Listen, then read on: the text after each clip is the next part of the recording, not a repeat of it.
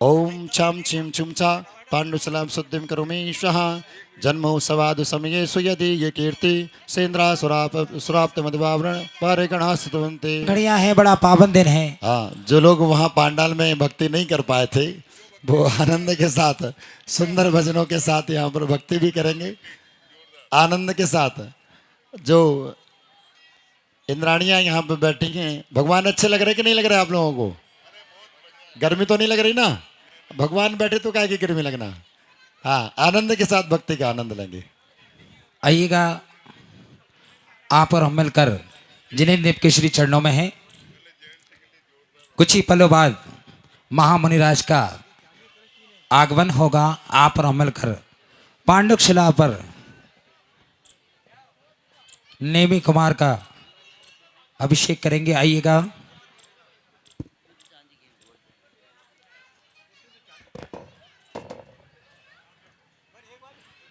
हो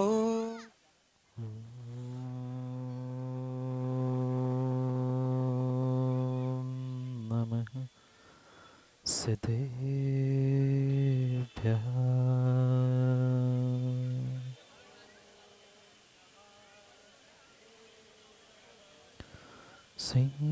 श्रीमद्परं गम्भीर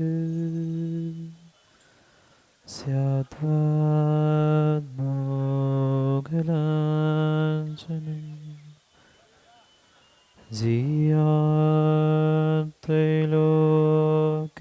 जियात्रैलोक्यनाथस्य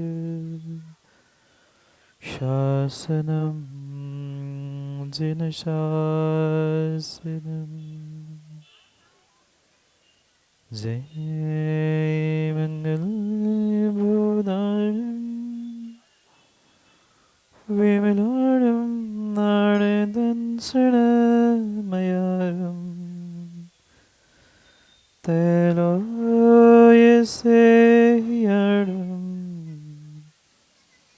नमो सियसवसीतारं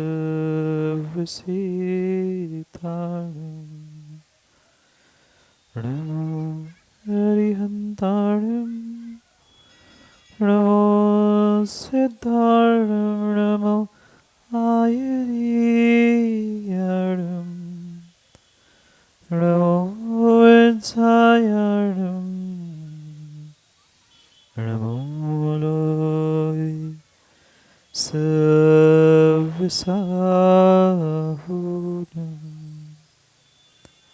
अनंत अनंत परम सिद्ध भगवान की 1008 श्री चंद्रप्रभु भगवान की 1008 श्री नेमिनाथ भगवान की परम पूज्य आचार्य भगवान कुंद कुंद स्वामी की जय हो, परम पूज्य आचार्य भगवान गुरुवर विशुद्ध सागर जी महाराज की जय हो, अहिंसा में विश्व धर्म की जय हो।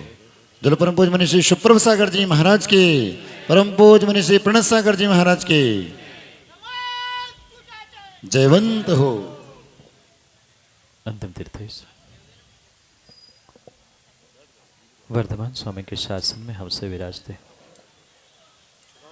और उनकी यह पावन पीयूष देशना हम सभी के लिए परम उपकारी है।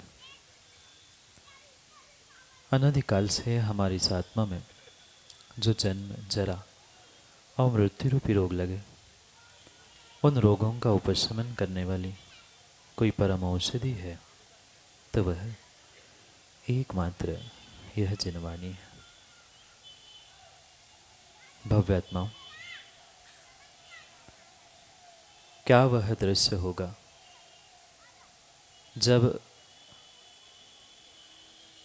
एक बालक को सौधर्म इंद्र अपने हाथों में लेकर उस पांडुक शिला पर विराजमान करता है। ये कोई सामान्य बालक का नवन नहीं, गोधा जी, ये साक्षात तीर्थंकर बालक का जन्माभिषेक का सौभाग्य आप लोगों को मिल रहा है।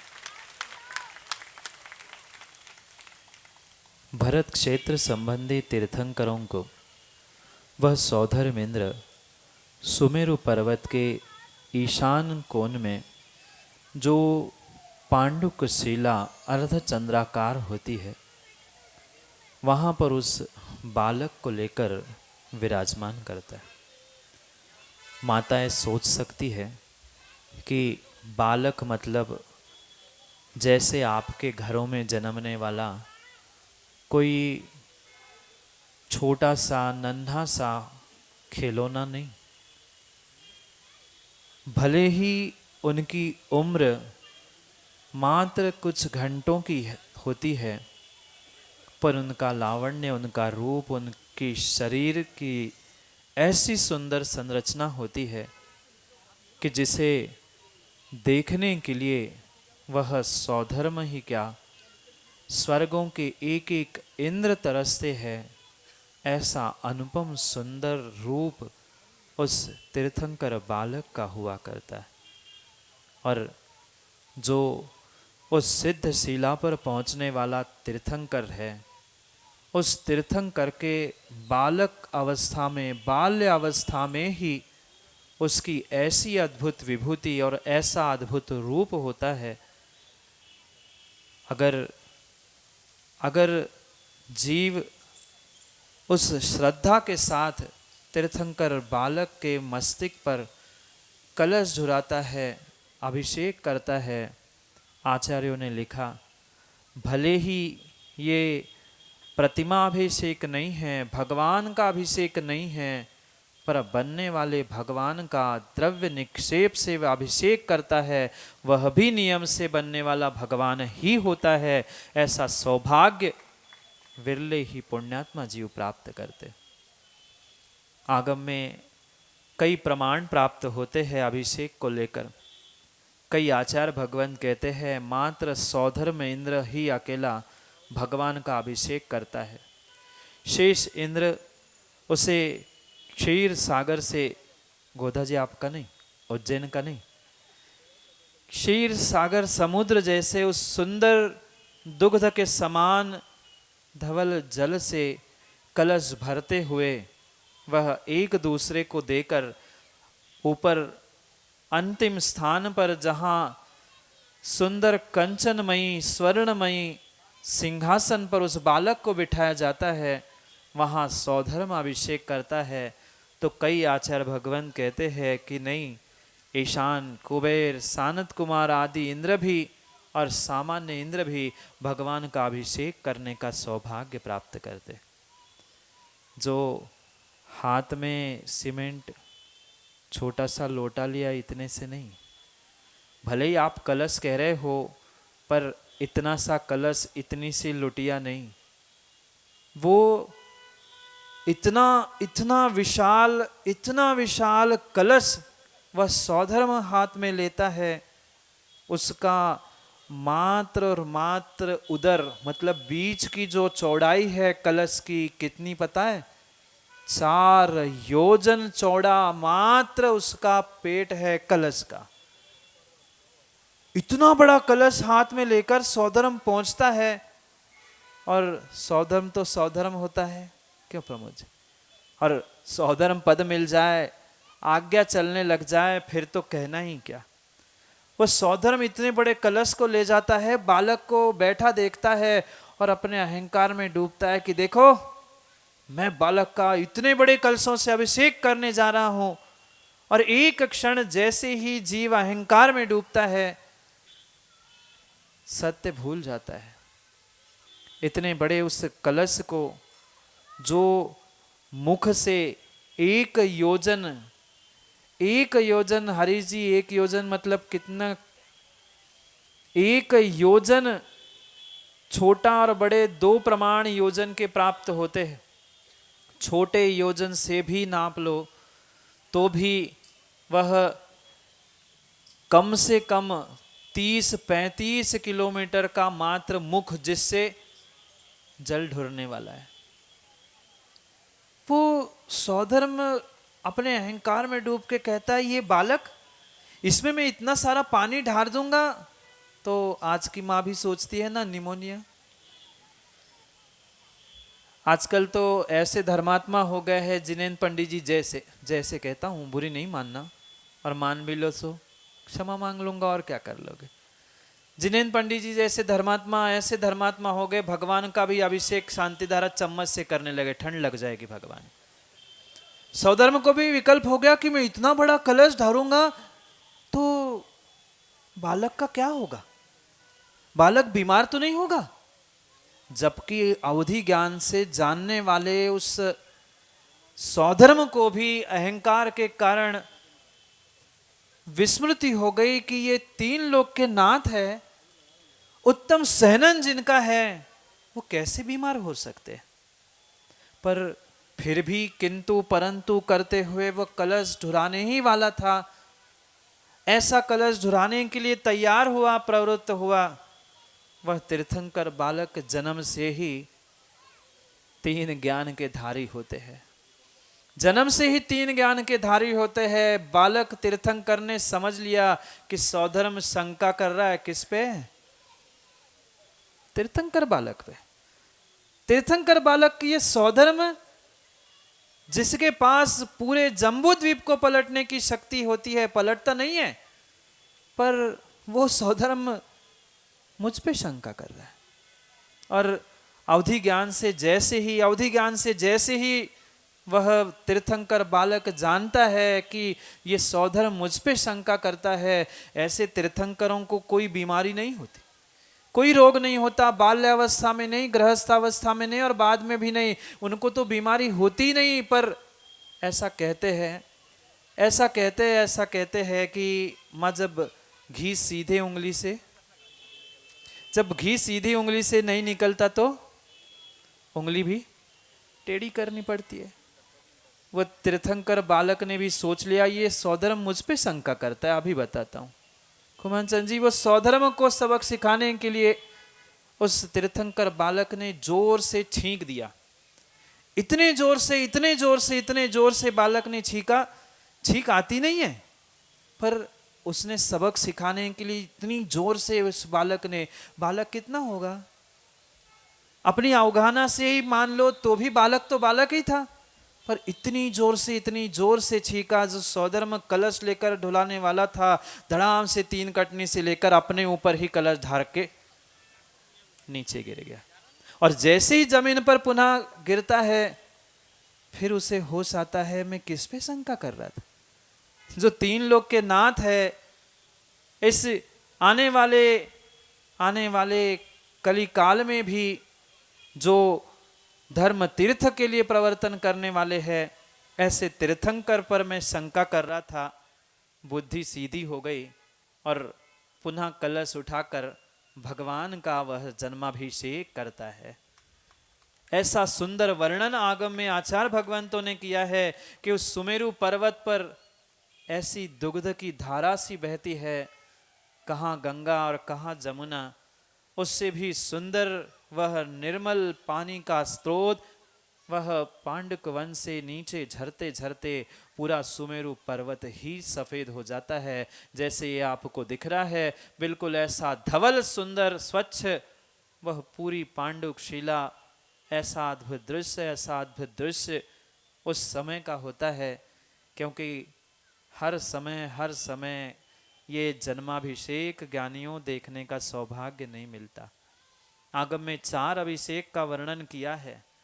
पहला अभिषेक यह जन्माभिषेक है।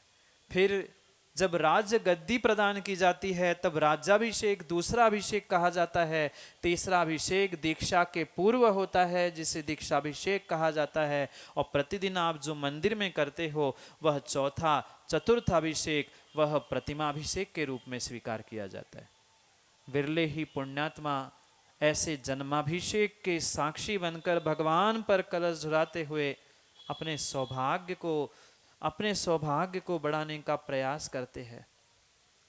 इंद्रों के द्वारा जैसे ही अभिषेक संपन्न होता है, नंबर आता है मां का, सची का। उस तीर्थंकर बालक का श्रृंगार करने के लिए सची उस बालक को हाथ में उठाती है और 5 मिनट, 10 मिनट, 15 मिनट, लगभग आधा घंटा हो जाता है। भगवान को वो पहुंचती रहती है। सौधर्म से रहा नहीं जाता। सौधर्म पूछता है कि देवी, आधा घंटा हो गया, भगवान का अभी तक प्रक्षाल नहीं हुआ, मार्जन नहीं हुआ, भगवान को आपने सुखाया नहीं, अभी तैयार करना है। पुनः हमें उस सौरीपुर पहुंचकर समुद्र विजय के आंगन में उस बालक को मां की गोद में रखना है, जल्दी करो। सची कहती है, स्वामी मैं बहुत देर से प्रयास कर रही हूं, बाकी तो बालक का शरीर पूरा मैंने पहुंच दिया, पूरा सूख गया, पर उनके गाल पर एक पानी की बूंद है, वो नहीं मिट रही। सौधर्म कहता है, दिखाओ, कैसे नहीं मिट रही है। और जैसे ही सौधर्म बालक की तरफ झांक कर देखता है, कहता है, पगली, ये कोई पानी की बूंद उसके गाल पर नहीं है, तेरे मुकुट में लगा हुआ मणि उनके गाल में चमक रहा है। इतनी सुंदर कांति उनकी है, तो उनके पहुंचने के पीछे मत पड़, अपने कर्मों को पहुंच सको तो पहुंच, तो तीर्थंकर वालों को क्या पहुंच पाएगी। श्रृंगार करते हुए वह सौधर्म और सची पुनः ऐरावत के माध्यम से उस सौरीपुर पहुंच जाते हैं, जहां उस नेमी कुमार को समुद्र विजय के आंगन में उस शिवा देवी के मां की उस कुक्षी के पास पुनः रखने के लिए प्रवृत्त होते ही है। और सबसे पहले वो सौधर्म इंद्र पिता समुद्र विजय के सामने जाकर हाथ जोड़कर अहोभाग्य और धन्य भाग्य कहता है। धन्य है आप पिता। एक पिता अपने बेटों को जन्म देते हुए संस्कार नहीं दे पाया, और क्या आपका पुण्य है, क्या आपका सौभाग्य है, जिस आंगन में साक्षात बनने वाले तीर्थंकर भगवान खेलने वाले हैं, ऐसा वह आपका आंगन महासौभाग्यशाली है। आप इतने महासौभाग्यशाली है, आने वाले समय में आप शीघ्र ही मात्र तीर्थंकर बालक के पिता बनने के कारण से मोक्षगामी होने वाले हो, मोक्षगामी होने वाले हो। वह जैसे ही बालक को आंगन में राजा के सामने, समुद्र विजय के सामने वह सौधर्म रखता है और वह भगवान की उस सुंदर काया को, सुंदर रूप को दो आंखों से देख नहीं पाता, दो आंखों से देख नहीं पाता और अपनी विक्रिया के माध्यम से अपने उन आंखों को हजार नेत्र का स्वरूप देता है। द्वक्षा शक्रा सहस्त्राक्षो बभूवु बहु विस्मया। आचार्य समंतभद्र स्वामी कहते हैं वह इंद्र भी आश्चर्यचकित होता है, दो आंखों से देख नहीं पाता रूप को, इसलिए हजार आंखें करते हुए उस सुंदर रूप को निहारता है और ऐसा आनंद नृत्य, ऐसा आनंद नृत्य करता है जो जो पुनः कभी अन्यत्र नहीं होता। ऐसा हजारों रूप बनाते हुए वह सौधर्म आनंद नृत्य, कहीं उसे तांडव नृत्य भी कहा, ऐसा सौभाग्य का कार्य करता है। इधर वह पिता जैसे ही बालक को देखते हैं आंख बंद कर लेते हैं। पिता बालक को देखकर आंख बंद कर लेते हैं। सौधर्म कहता है क्या हुआ, मैं तो हजार आंखें करके देख रहा हूं तो संतुष्ट नहीं हो पा रहा हूं, और आपने भगवान को देख के आंख क्यों बंद की? क्या आपको यह बालक अच्छा नहीं लगा? क्या बालक का रूप सुंदर नहीं लगा? समुद्र विजय पिता उस सौधर्म से कहता है कि मुझे अच्छा नहीं लगा इसलिए मैंने आंख बंद नहीं की। पंचम काल होता तो पंचम काल के लोगों के पास मोबाइल कैमरे होते, उसमें उन फोटो के माध्यम से इस सुंदर रूप को वो कैद कर लेते। मेरे पास कुछ नहीं है, मैं इस सुंदर रूप को अपनी आंखों में ही कैद करके रखना चाहता हूँ, क्या पता पुनः ये सुंदर रूप मुझे कब और कहाँ देखने के लिए मिले, इसलिए मैंने आंखें बंद करके उसे अपने हृदयांगम करने का प्रयास किया था। क्या क्या वर्णन किया जाए, सैकड़ों सैकड़ों पन्नों में मात्र आचार्य भगवंतों ने जन्माभिषेक का और ऐरावत हाथी का अद्भुत वर्णन किया है। कई कई कई पृष्ठ और कई घंटे लग जाएंगे मात्र ऐरावत हाथी का वर्णन करने के लिए, फिर तो पूरे जन्माभिषेक के और उन विशेष घटनाक्रम की कहना ही क्या। वैसे तीर्थंकर बालक के जन्माभिषेक के लिए कोई मुनिराज पहुंचते नहीं हैं, पर आगम में ये भी उल्लेख है कि रिद्धिधारी मुनिराज जब आकाश गमन करते हुए उन्हें संकेत मिलता है कि कहीं पांडुक शिला पर भगवान का जन्माभिषेक होता है, तो वे चारण रिद्धिधारी मुनिराज भी जैसे यहाँ पहुँच गए वैसे वहाँ भी पांडुक शिला पर पहुँचकर वह कौतूहलवश मात्र भगवान का जन्माभिषेक देखते हैं।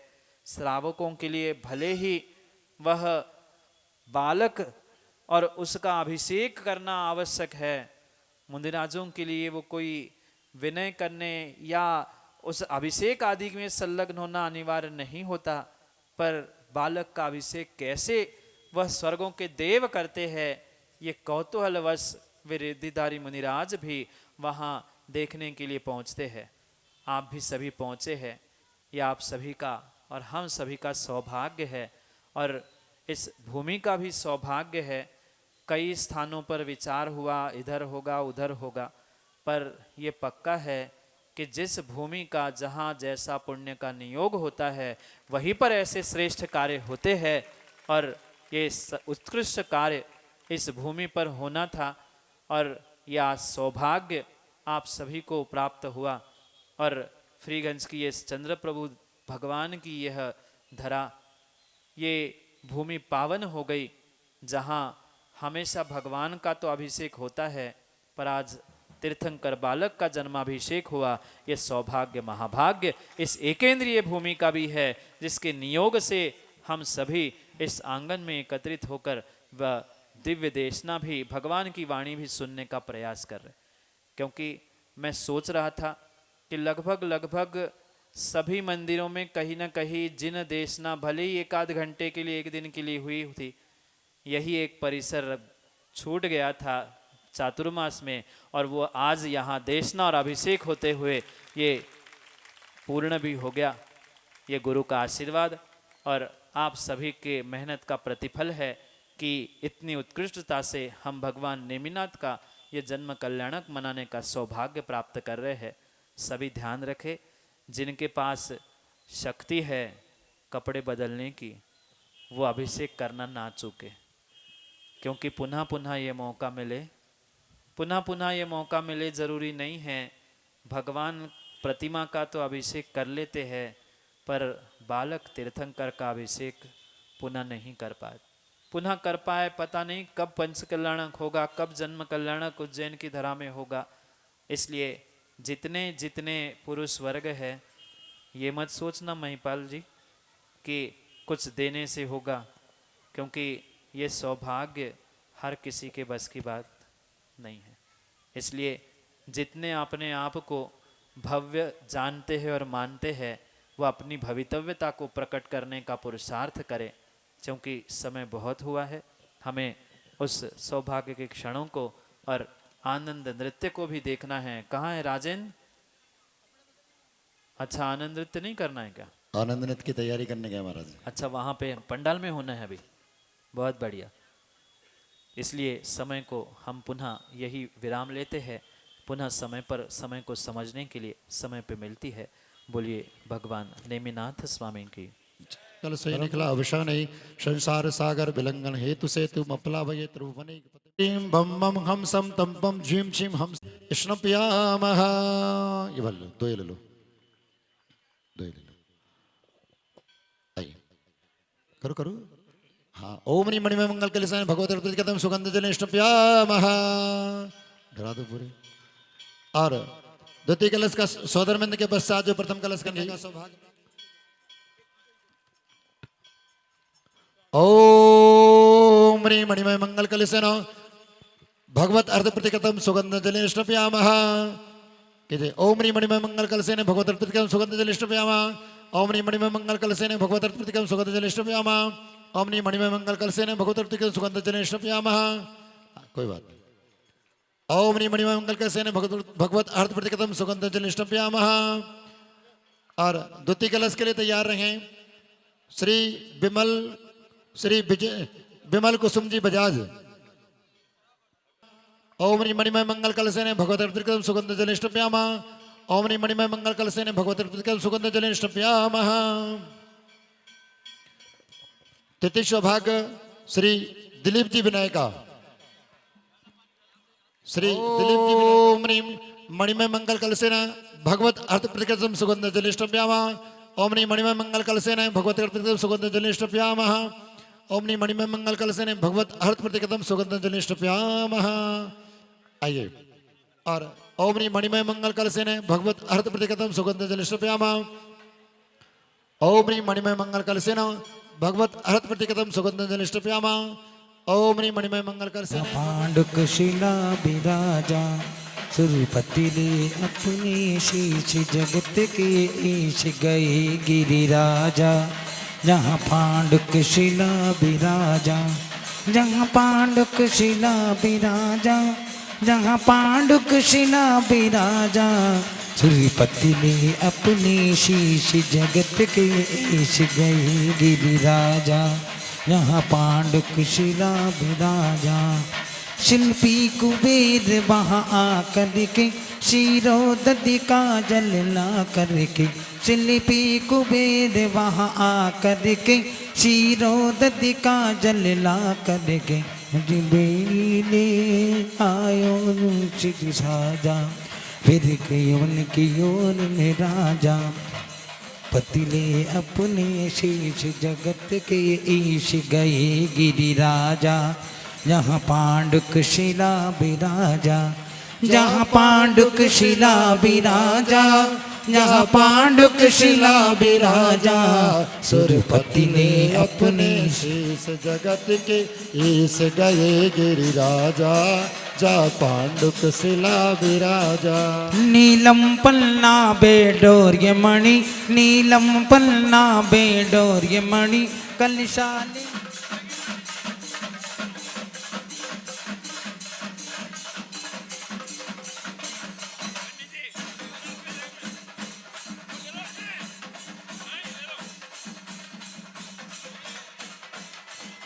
आइए उन बालक तीर्थंकर प्रभु का श्रृंगार कर रही हैं और जिन्हें जगत गुरु करने का सौभाग्य प्राप्त हुआ वो पधारे शीघ्रता से।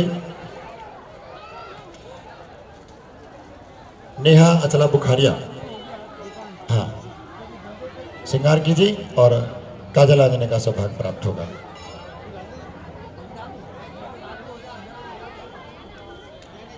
ओम जनांगम वस्त्र जनांगम श्री जनांगम वस्त्र विभूषयामि।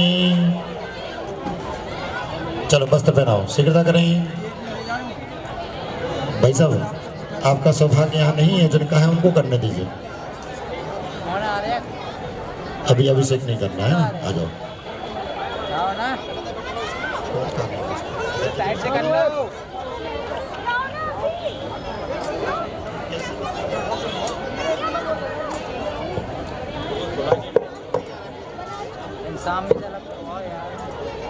क्या नहीं पा रहा है?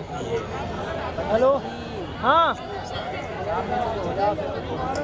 हाँ हाँ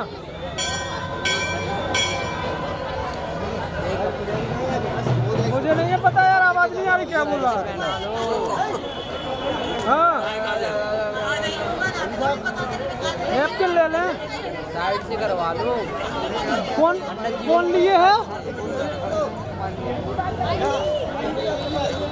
हाँ हाँ खड़े हैं भैया, चल चल ठीक है। ये भैया खड़े हैं।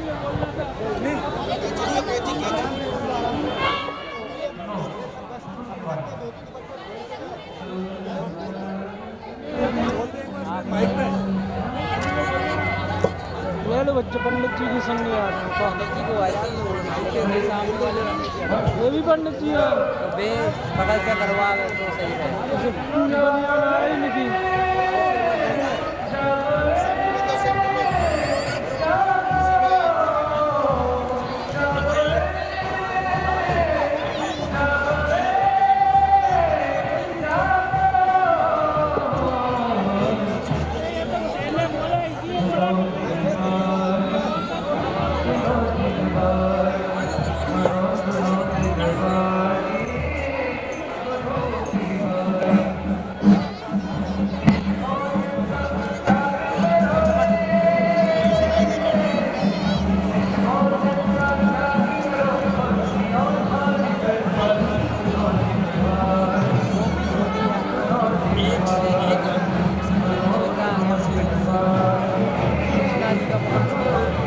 उत्तरोत्तर संपोषिताह्वानम ओम ने जन्म कल्याण प्राप्त चतुर्विंशति शंकर जनन अत्यष्टाटा स्थापनम ओम ने जन्म कल्याण प्राप्त चतुर्विंशति शंकर जनन त्वम सनितो भव सरसन्निधिकरणम ओम ने जन्म कल्याण प्राप्त चतुर्विंशति शंकराय जनेन्द्राय जन्म जन्म प्रासनाय जन्म नवाम देशा ओम ने जन्म कल्याण प्राप्त चतुर्विंशति शंकर जनदाय संसार का विनाशनाय चंद्र नवाम देशा ओम ने जन्म कल्याण प्राप्त चतुर्विंशति शंकर जनदाय क्षय प्राप्त एक स्थान नवाम देशा ओम ने जन्म कल्याण प्राप्त चतुर्विंशति शंकर जनदाय पुष्पम नवाम देशा जन्म कल्याण प्राप्त चतुर्विंशति शंकर जनदाय सुधारू प्रासनाय नैवेद्य नवाम देशा जन्म कल्याण प्राप्त चतुर्विंशति शंकर जनदाय मामन करुणासनाय दीपम नवाम देशा ओम ने जन्म कल्याण प्राप्त चतुर्विंशति शंकर जनदाय स्कपटना धूपम नवाम देशा ओम ने जन्म कल्याण प्राप्त चतुर्विंशति शंकर जनदाय महामोक्ष प्राप्त फलम नवाम देशा ओम ने जन्म कल्याण प्राप्त चतुर्विंशति शंकर जनदाय